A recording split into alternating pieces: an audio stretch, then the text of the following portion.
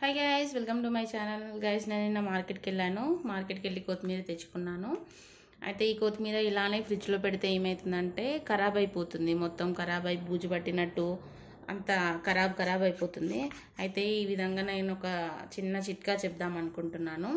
మనం తీసుకున్న కొత్తిమీరను ఈ విధంగా ఇది ఉంటుంది కదా ఫ్రెండ్స్, వేర్లు, మట్టి వేర్లు ఇవన్నీ కట్ చేసుకొని పక్కన పెట్టేసుకోవాలి.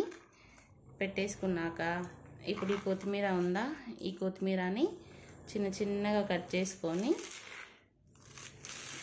ఈ విధంగా చిన్నగా కట్ చేసుకొని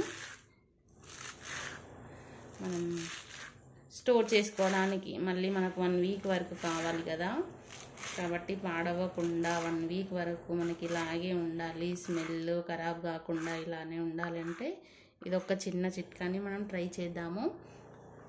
ఈ విధంగా కట్ చేసుకోవాలి. కట్ చేసుకున్నాక ఒక ప్లాస్టిక్ బాక్స్ తీసుకొని ఇందులో ఫస్ట్ మనం టిష్యూ పేపర్ వేసుకోవాలి.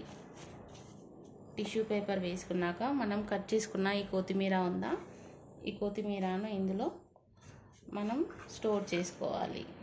ఈ విధంగా మనము ఈ డబ్బాలో మనం కట్ చేసుకున్న కొత్తిమీరని ఈ డబ్బాలో వేసుకున్నామంటే చాలా రోజులు ఉంటుంది, పాడవకుండా ఇట్లా జిగురు కాకుండా చాలా అంటే చాలా వరకు మనకు స్మెల్ అలానే ఉంటుంది, పాడవకుండా ఉంటుంది.